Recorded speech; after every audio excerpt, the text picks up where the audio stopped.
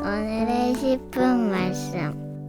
잠언 22장 17절부터 29절입니다. 17절 한 절 읽도록 하겠습니다. 너는 귀를 기울여 지혜 있는 자의 말씀을 들으며 내 지식의 마음을 둘지어다. 잠언 22장 초반부에서는 성경적 재정관리라는 주제로 가르침을 나누었습니다. 오늘 잠언 22장 17절부터 앞으로 펼쳐질 24장 22절까지는 지혜자의 30가지 가르침이라는 제목을 가진 잠언에 대해 함께 다루길 원합니다. 하지만 정확하게 30개의 가르침을 구분하기에는 학자들 사이에서도 의견이 다름을 알려드립니다. 하지만 중요한 것은 지혜자의 30가지 가르침이라는 제목을 가진 이 가르침 안에는 크게 두 가지의 주제를 가지고 있습니다. 첫 번째는 사회의 정의에 대한 주제입니다. 그리고 두 번째는 개인 성품에 관련된 주제들이 있습니다.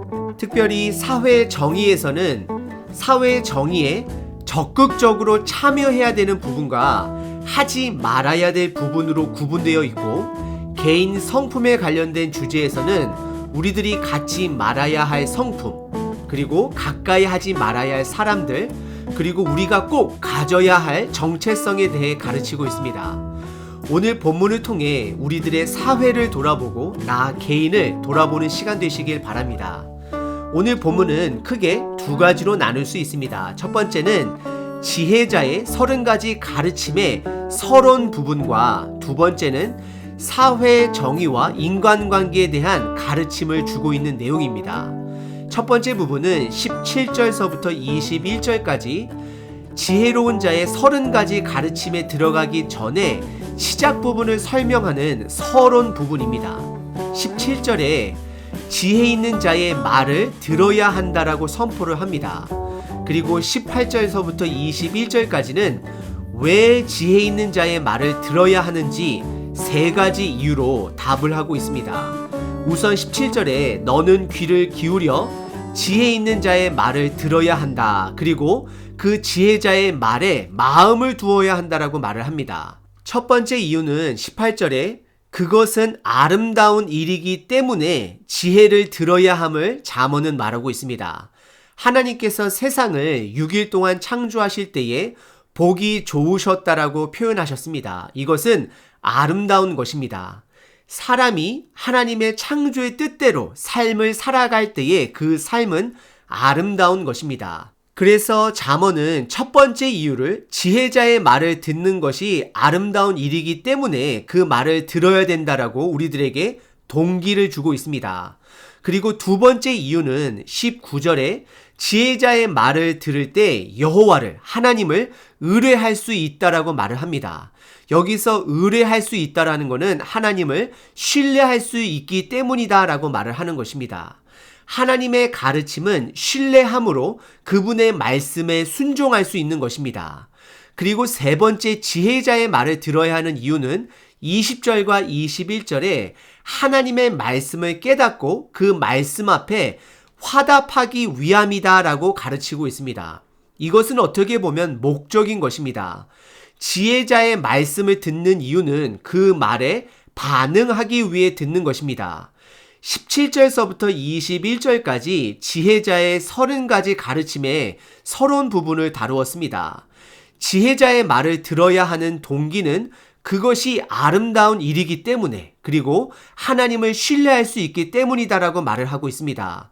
그리고 가장 중요한 것은 그분의 가르침을 듣고 말씀에 화답하기 위해, 즉 반응하기 위함이다라고 서론에서 우리들에게 말하고 있습니다. 믿는 자들이 말씀을 묵상하고 주일날 설교를 듣고 성경 공부를 하는 목적은 그 들은 말씀을 삶 속에서 반응하기 위함입니다. 살아있는 것들은 반응하게 되어 있습니다. 반응하지 않는 믿음은 죽은 믿음입니다. 그리고 오늘 본문의 두 번째 부분은 22절서부터 29절까지 본격적으로 지혜자의 30가지 가르침이 시작이 됩니다. 30가지 가르침에는 2가지 주제가 있다라고 말씀을 드렸습니다. 첫 번째는 사회 정의에 대한 주제, 그리고 두 번째는 개인 성품에 관련된 주제입니다. 22절과 23절은 사회 정의에 대한 주제로서 우리 사회 속에 약한 자들을 탈취하고 압제하는 자들을 향해 경고하고 있는 내용입니다. 22절에 약한 자를 약하다라고 탈취하지 말고 곤고한 자를 성문에서 압제하지 말라 성경은 말하고 있습니다. 고대 이스라엘 시대 성문은 재판을 하는 곳이었습니다. 그런 곳에서 약한 자들과 어려운 자들의 억울함이 드러나야 되고 해결돼야 함을 잠언은 말하고 있습니다. 그리고 23절에 하나님께서는 반드시 악한 자들을, 사회 속의 약한 자들을 탈취하고 압제하는 자들을 심판할 것을 분명히 말씀하고 계십니다. 그리고 24절과 25절에 가까이 하지 말아야 할 사람들을 말하고 있습니다. 24절에 노를 품는 자와 울분한 자, 즉 화가 많기 때문에 다툼을 일으키는 자하고는 사귀지 말라라고 잠언은 말하고 있습니다. 그 이유는 그들과 지내다 보면 25절에 화가 많고 부가 많은 자들처럼 우리들 또한 인생의 덫에 빠지게 될 것을 잠언은 경고하고 있습니다. 그리고 26절과 27절은 다시 한번 멀리해야 될 사람들은 보증을 요구하는 사람들을 멀리해야 될 것을 잠언은 말하고 있습니다. 왜냐하면 그들 빚에 보증을 서게 되면 우리의 모든 것이 빼앗기게 된다라고 잠언은 경고하고 있습니다. 혹시 주변에 우정과 사랑을 보증으로 증명을 강요하는 자들이 있다라면 단호하게 거절을 하시던지 아니면 그들을 멀리해야 할 것을 잠언은 가르치고 있습니다. 여러분들 예수님이시라면 이런 상황에서 어떻게 대처하셨을까요? 아마도 예수님은 가지신 것이 없기 때문에 빚 보증 부탁이 없었겠지만 아마도 예수님께서는 물질적 지원보다는 영적인 가르침을 주었을 것입니다. 그리고 28절과 29절에서는 지계석에 관련된 지혜를 주고 있습니다. 지계석은 땅의 경계선을 말하고 있습니다. 28절에 내 조상이 세운 옛 지계석을 그 경계선을 옮기지 말라라고 말을 합니다.